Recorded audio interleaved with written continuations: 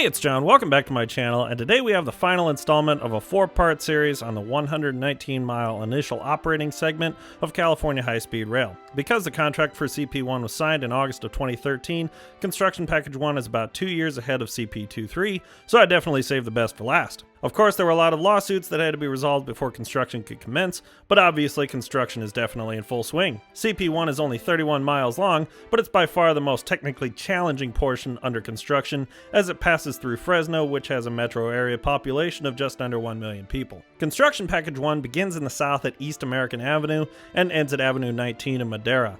Now, the American Avenue grade separation wasn't open when this was filmed, but it's actually opened to traffic about 2 weeks ago on November 16th, 2020. From some older stories I've seen, it seems like that's about 2 years after it was scheduled to open, but just like the entire high-speed rail project, it's definitely better late than never.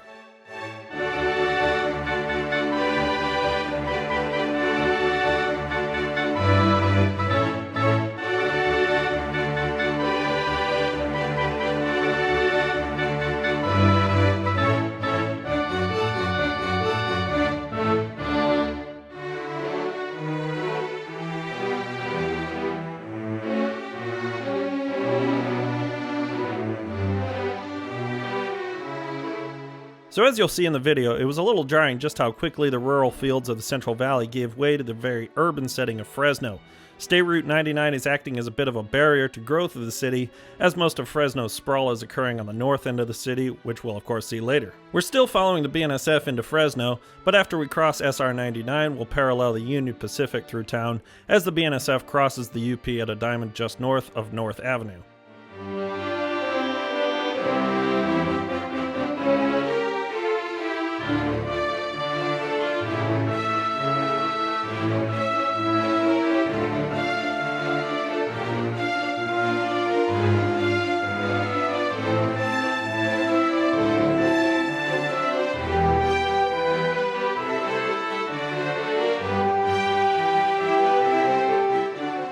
Here's a short overpass that will allow access to this industrial site.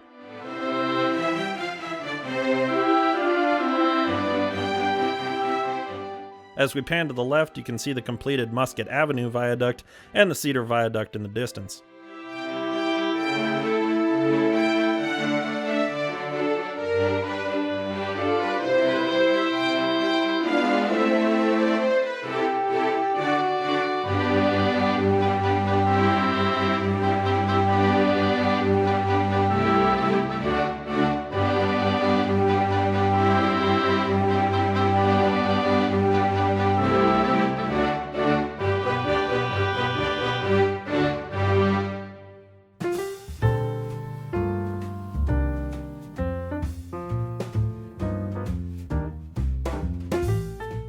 So here we are driving north on Cedar Avenue, under the viaduct which shares its name.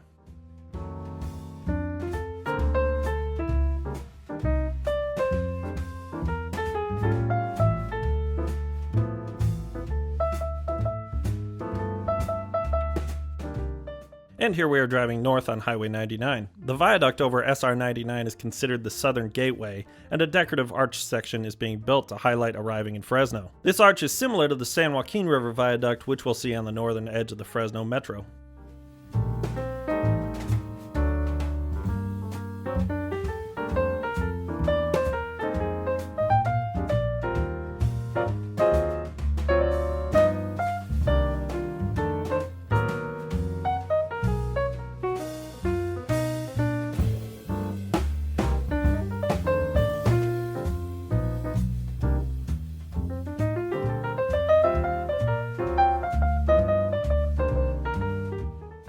Here we are looking at the Cedar Viaduct from the east, and as we turn to the north, you can get a sense of how massive this 3,700-foot structure is.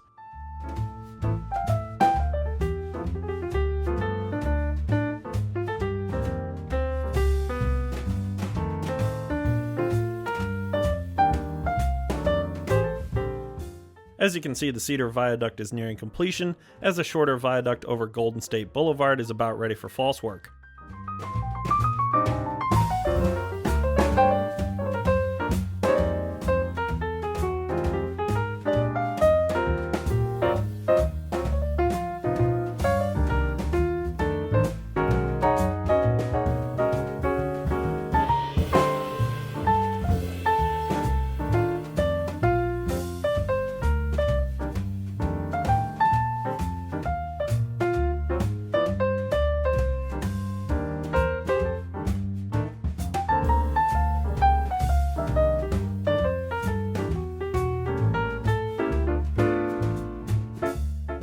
Almost all of the former businesses off to the right have been demolished to make way for high-speed rail.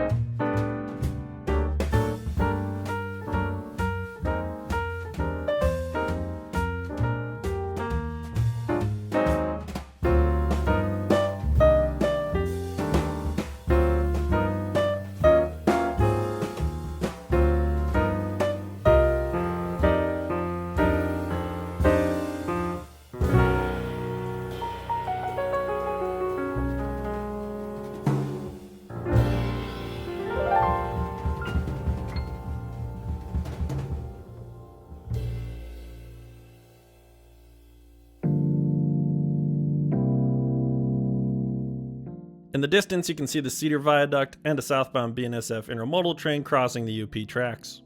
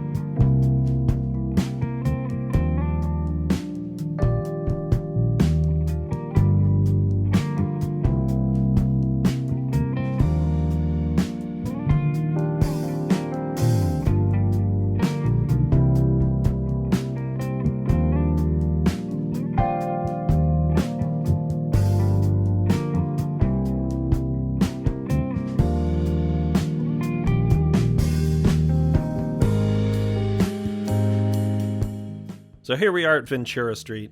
I thought it would be prudent to show that while the state is spending billions of dollars building this high-speed rail line, hundreds of homeless people are living in tents literally across the street from it. I'm sure the coronavirus pandemic has exacerbated this problem. Of course, I'm not saying that high-speed rail shouldn't be built. It's really important, but so is ensuring that a country's citizens have access to affordable housing.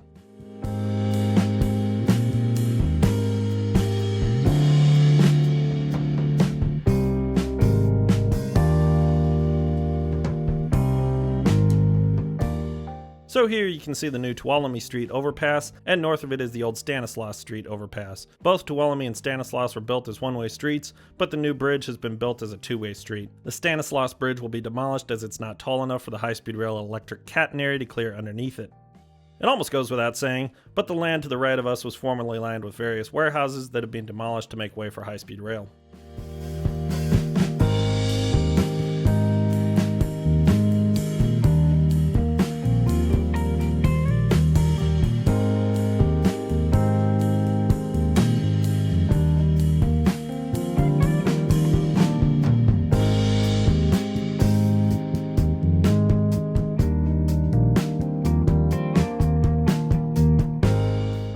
Tulare Street will have a new underpass built, as this is the site of the future Fresno high-speed rail station. The old Southern Pacific station is currently privately owned and used for offices, but I believe the High-Speed Rail Authority is still planning on acquiring the old station and building a modern station connecting to it.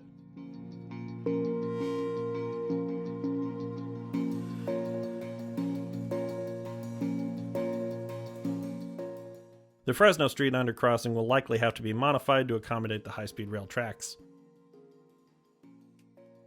So here's the new taller and bidirectional Tuolumne Street overpass.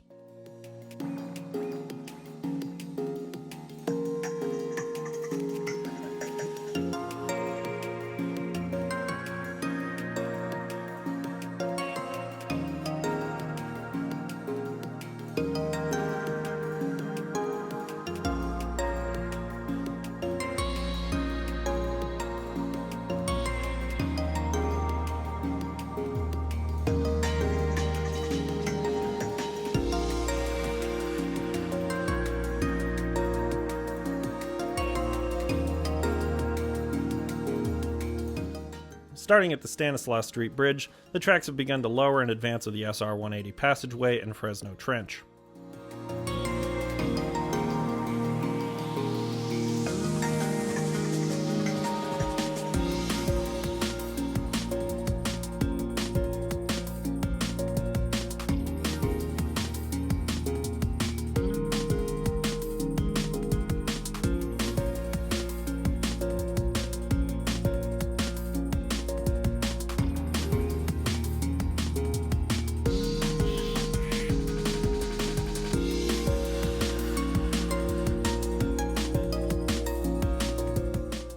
At its deepest point, the Fresno Trench is 40 feet deep.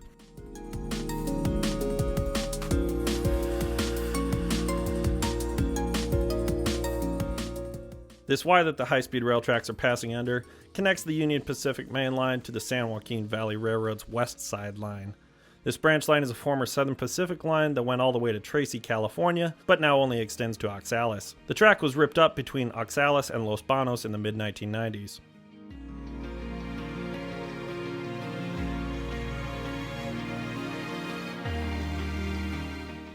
Ahead, the Belmont Avenue underpass will be removed and replaced with an overpass, as the Fresno Trench would conflict with this current structure. Between Belmont Avenue and Olive Avenue, Golden State Boulevard will be removed to make way for the high-speed rail tracks. Here is a cross-section of the right-of-way, bordering Roding Park and looking south. The high-speed rail tracks are still slightly below grade as they're exiting the Fresno Trench.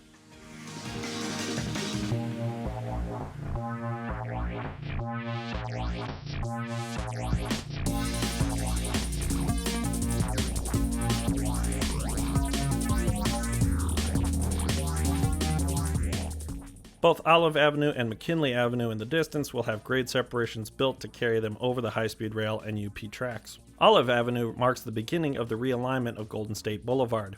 In total, over 5 miles of Golden State Boulevard will be shifted to the west, but that length is broken up as Golden State Boulevard runs into SR 99 about a mile north of here.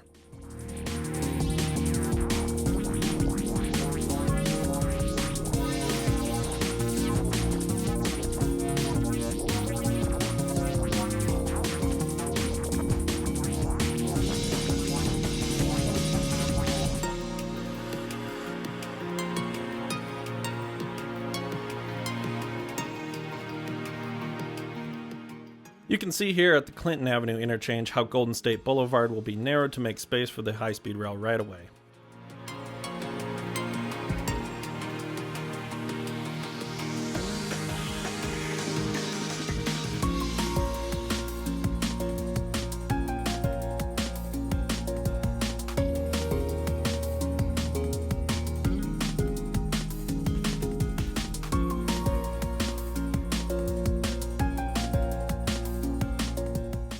So now we'll take a drive on the new and improved SR 99 between Clinton Avenue and Ashland Avenue. SR 99 was reconstructed and moved 100 feet to the west to clear a path for high-speed rail. Caltrans District 6 undertook this project, and it was officially completed in February of 2019.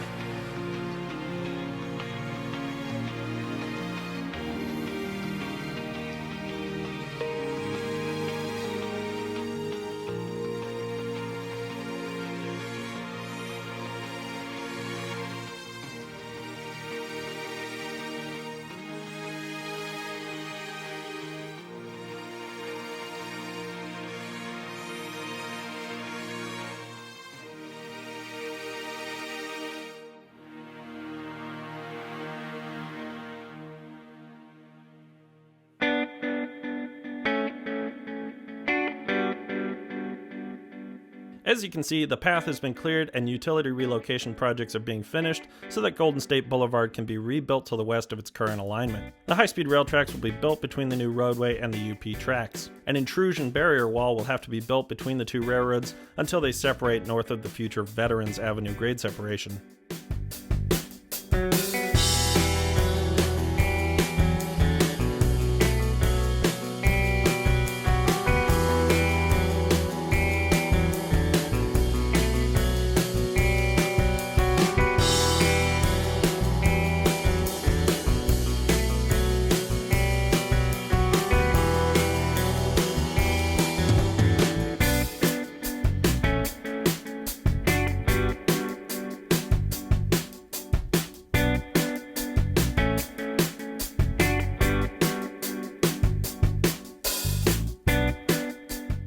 A grade separation will also be built at Shaw Avenue over the tracks and Golden State Boulevard.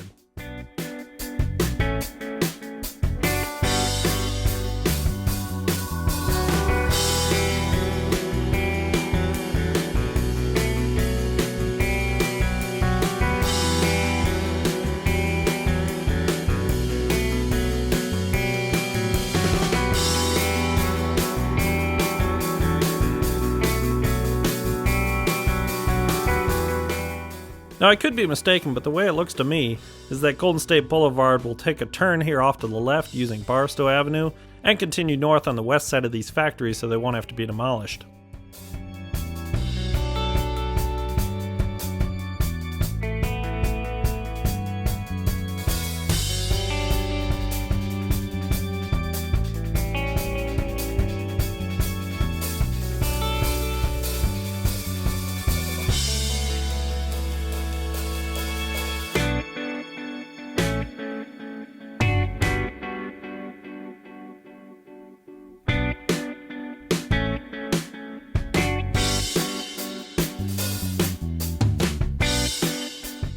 Here's the future Veterans Avenue intersection. Construction of this new roadway is quite far along.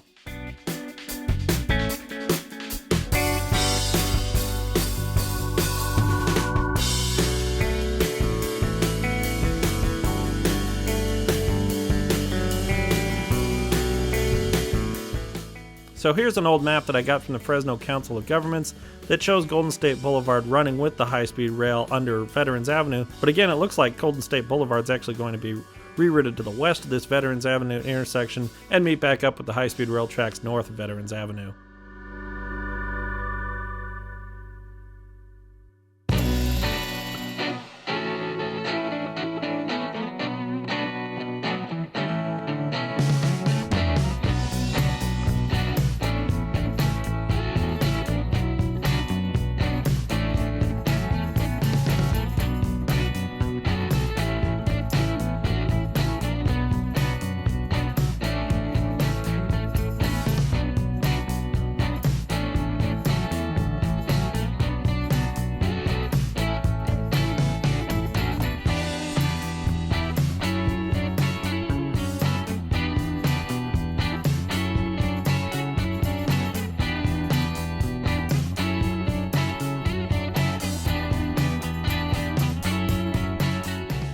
The high-speed rail tracks will fly over the intersection of Golden State Boulevard and Herndon Avenue to run into the San Joaquin River Viaduct in the distance.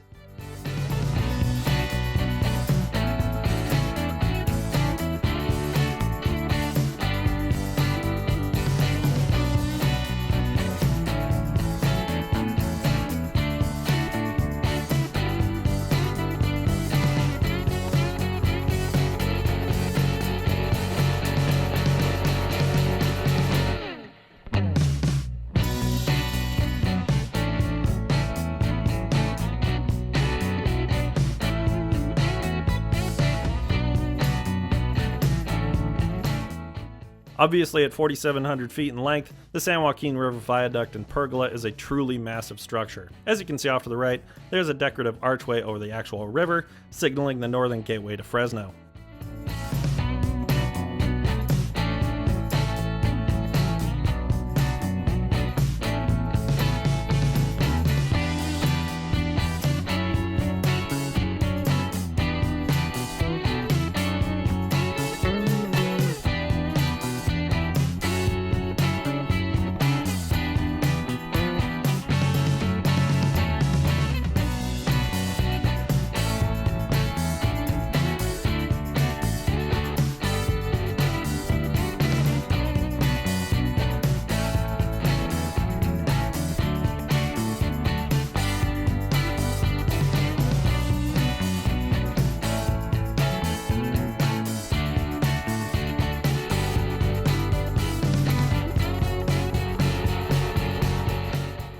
Just south of the Avenue 7 grade separation, you can see a massive dirt borrow site on the left.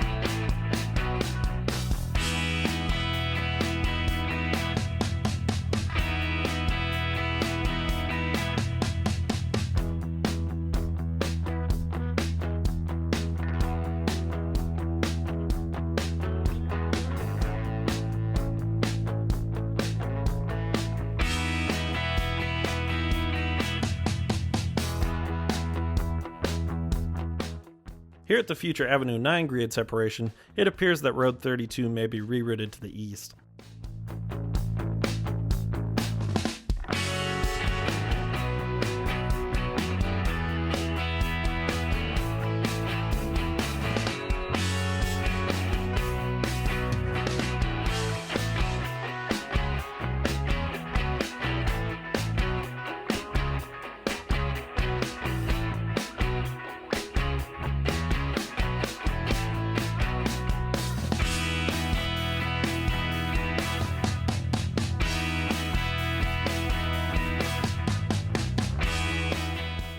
Here's a canal undercrossing that appears to be nearly complete.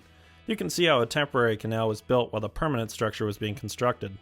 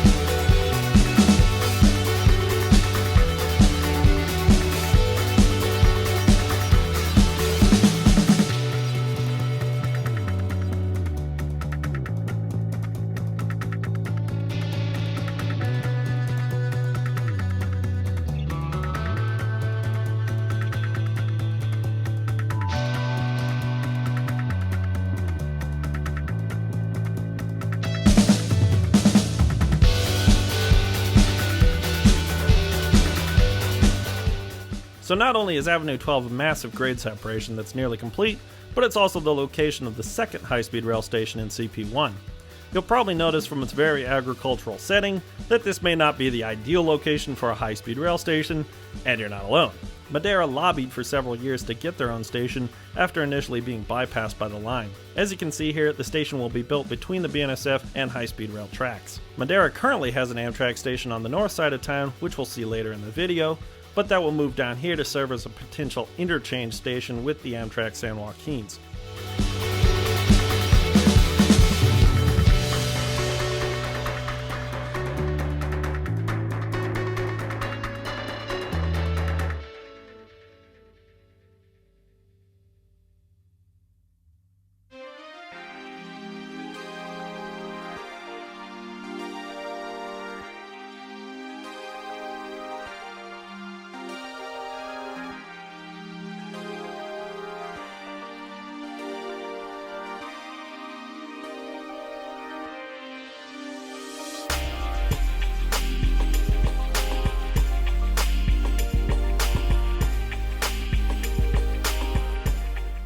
So here I just wanted to include a little exposition of how I filmed this project.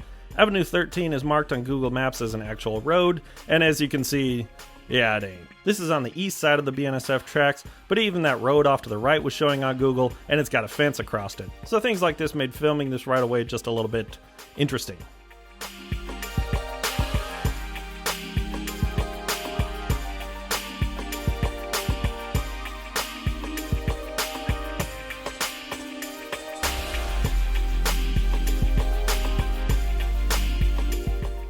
So anyways, here we are at what I believe was the first structure actually completed as part of CP1, which is the 250-foot long Cottonwood Creek Viaduct.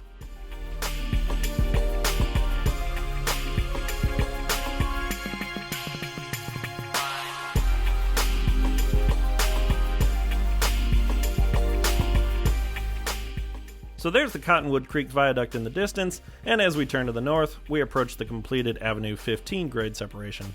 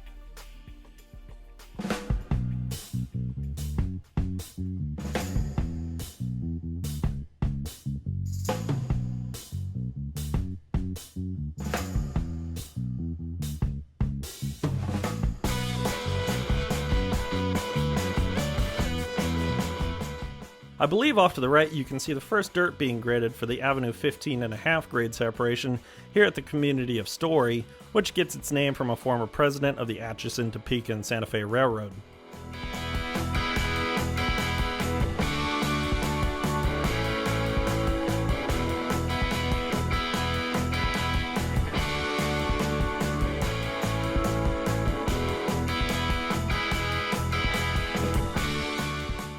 And here we are at the third massive structure of Construction Package 1, which is the Fresno River Viaduct. This was actually the first project to be started on the entire high-speed rail project back in 2015. The bridge is 1,600 feet long and carries the tracks over 2 roads and the Fresno River.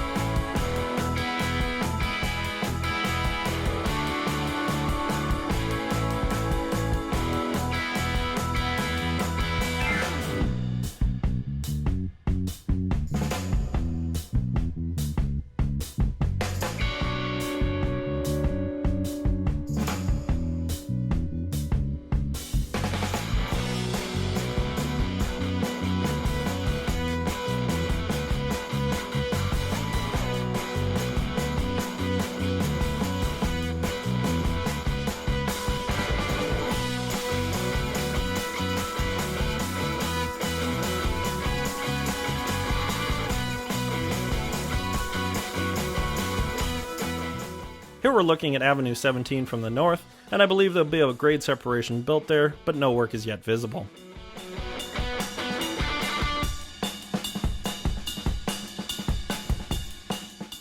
As we head north, we reach the Road 27 grade separation. You may have heard about this bridge if you follow the project, because the Los Angeles Times broke a story back in August about how post-tensioning cables linking the precast concrete girders together had snapped, forcing work on the bridge to be suspended. As with all stories from the LA Times, they made it out to be indicative of the High-Speed Rail Authority failing to control the project, while simultaneously pointing out numerous examples of the authority's quality control program working. I'm not saying that the story doesn't bring up valid points, but given the Los Angeles Times' history of reporting on the project, it's important to take their stories with a grain of salt. Anyways, we're getting off into the weeds here, but if you're wondering, here's what Road 27 looked like back in 2006, and let's get back to the flyover.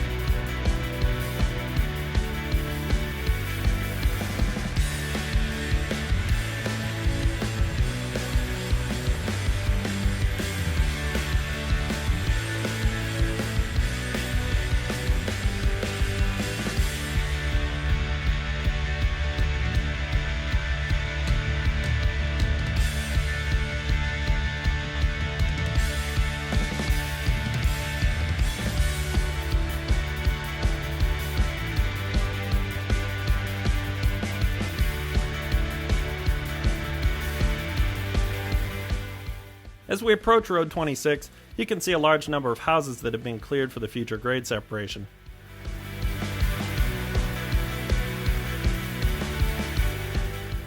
That road was lined with houses on both sides just a few years ago.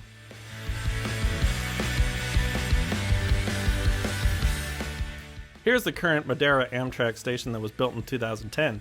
It replaced an older station that we saw located a few miles south in Story. The station is pretty bare bones, and as we saw earlier, it's not long for this world. The new Amtrak station is planned to open in 2023, but like everything else, this isn't set in stone.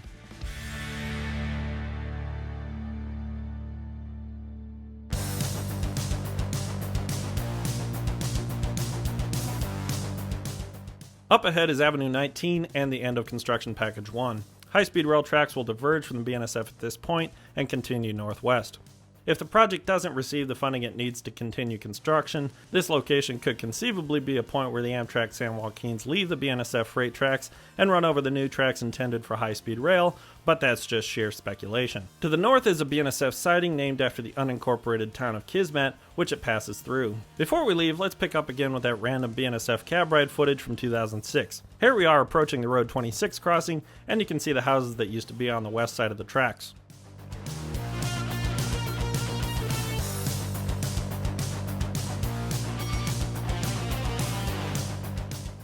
And here we are approaching the siding north of the end of CP1. Again, perhaps there could be an interchange track built here, but only time will tell. But yeah, this video's gone on far too long, so we'll just stop it there and assume that nothing bad happened. So thank you so much for watching my video and the whole series.